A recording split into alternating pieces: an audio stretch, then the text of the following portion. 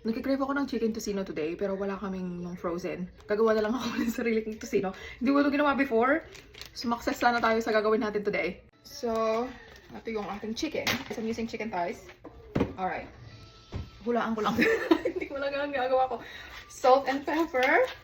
Onion powder. Eyeball lang tayo dito. Walang sukat-sukat. Garlic powder. Ketchup. Meron akong mga iba-ibang recipe na nakita. Yung iba, nilalagyan nila nung ano tawag dun? Atsuete.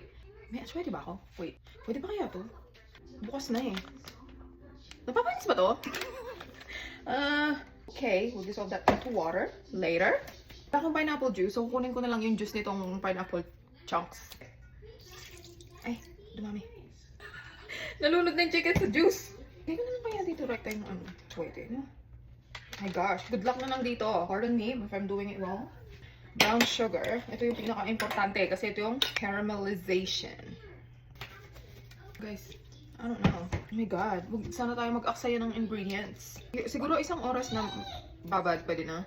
I mean, hindi natunaw yung atsuete. Okay na to. Lagyan natin ng cover. Ay, lovely. Lagyan natin sa fridge. See you later. Pormahan naman. Malamig kasi yung floor. Don't judge. Okay, lutuin na natin.